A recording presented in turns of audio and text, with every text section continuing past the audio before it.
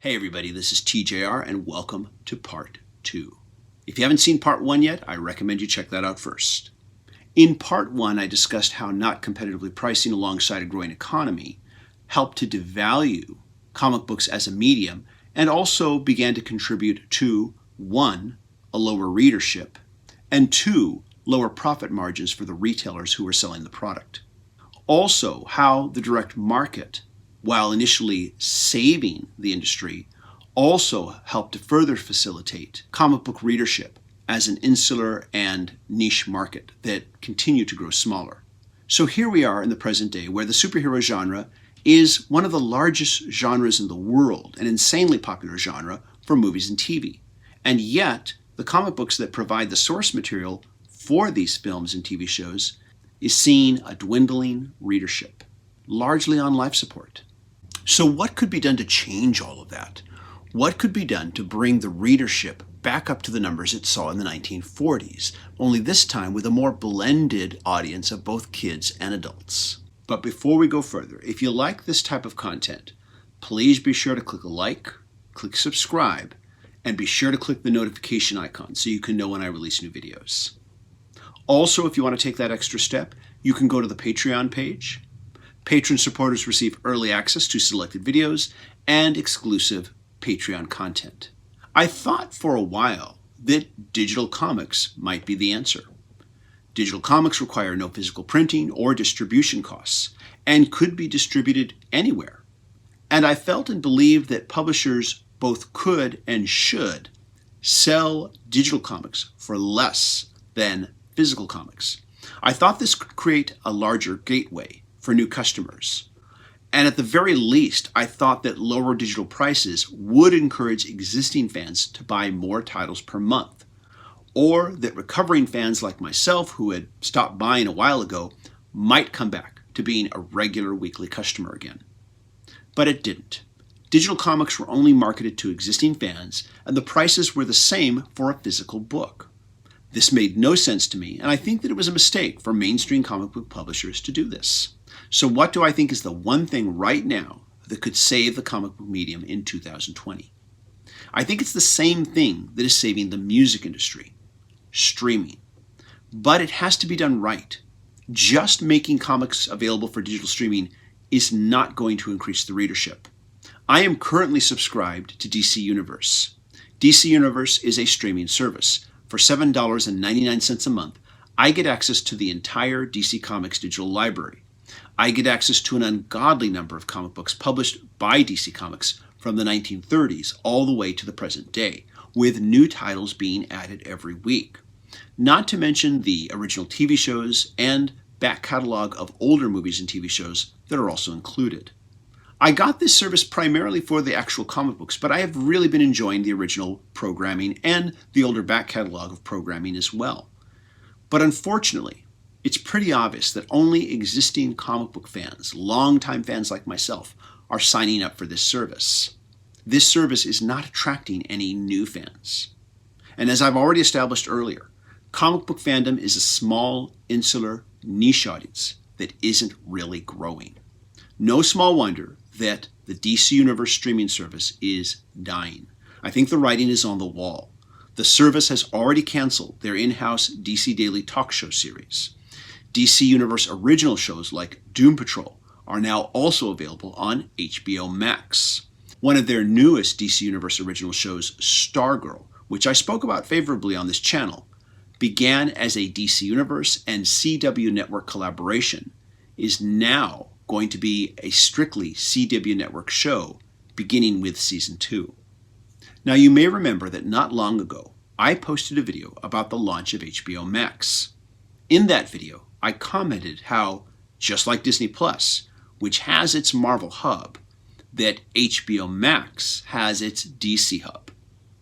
In that video, I mentioned that the creation of this DC hub spelled out the inevitable end of the DC Universe streaming service.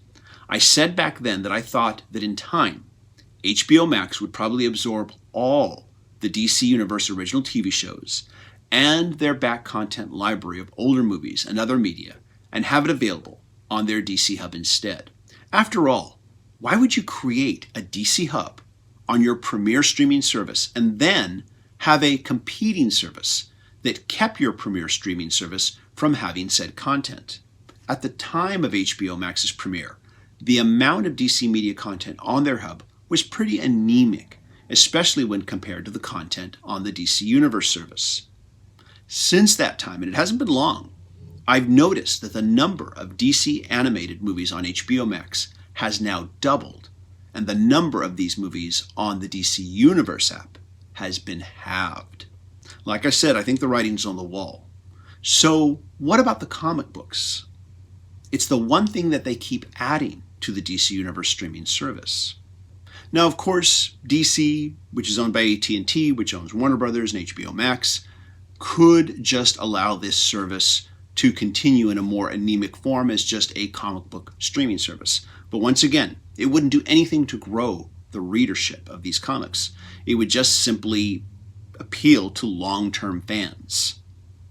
But I think there's a lot of benefit for AT&T, for Warner Brothers, for DC, if they grow their readership beyond that small niche of serious hardcore fans. And here is why I think streaming, if done right, could save the comic book medium and help everybody's bottom line in the process. Along with all the movies and TV shows that will get moved over from the DC Universe streaming service once they close it down, HBO Max also needs to move over the digital comics library as well. And when they do, they don't want to raise the price. They instead want to tell their customers, we're adding this to create more value for your subscription. The wide variety of content on HBO Max, combined with the enormous popularity of comic book movies and TV shows with the general public, provides a built-in audience that, by and large, hasn't really experienced reading comics, but could easily start becoming regular readers if you make access easy for them. And you can do that by adding that digital comics library to the HBO Max service. After watching a DC Comics-inspired live-action or animated movie or TV show on HBO Max, the service could then recommend the comic book run or graphic novel collection that inspired the film, and bam, you start creating new comic book fans. After you finish reading that graphic novel or comic book run, the service could then recommend other comic book runs or graphic novels that you might like as well. In the same way that most streaming services already recommend other movies and TV shows based on your previous viewing history. All media, mediums, and different franchises have different levels of fans, from casual to mid-level to more serious and hardcore fans. The serious and hardcore fans usually represent the tip of the iceberg, but that tip is supported by the larger base of casual and mid-level fans. And that's what streaming comics on a service like HBO Max could do. Grow a casual and mid-level fan base, a fan base that comic books don't currently have. Now, what could this do for HBO Max? Well, first of all, right off the bat, it would get them more subscribers. The comic book fans would, of course, sign up. Seeing all the extra added value content would make it a no-brainer, so long as you don't immediately raise the price for adding it. Creating a larger base of casual and mid-level fans who might eventually grow into more serious and hardcore fans would then increase the number of customers that not only will continue to subscribe to your streaming service, but also an audience of customers who now will want to own a physical book as well. In time, the actual popularity of the comic book medium could come closer to equaling the popularity of the movies and TV shows they inspired. In time, popular new comic releases could also have the same level of anticipation that movies and TV shows experience. And just like with movies that traditionally first appear in movie theaters before appearing on streaming, the same could happen with the release of new comic book titles, first appearing in print and then available for digital streaming. In fact, Disney Plus could do the same thing with their Marvel Hub. Right now, there is a Marvel digital comic streaming service that is $9.99 a month. It gives you access to thousands of comics, but comics only. But it's only comic fans who are subscribing. And as I said earlier, that fan base is insular and not really growing. Disney Plus could add it to their service as part of their Marvel Hub. And in time, the readership of Marvel Comics could explode. Will they do this? I don't know. I hope they do. An increased interest in both mediums can only increase their bottom lines and, in my opinion, creates so many more ways to profit off these characters and stories. Right now, I feel the medium of mainstream comics primarily exists as a testing ground to see what might or might not work in movies and TV. But it could be a lot more. You just need to grow the fan base. And both HBO Max and Disney Plus are in a unique position to do just that. This is TJR. Those are my thoughts. I'm curious to know what you think. Please leave a comment.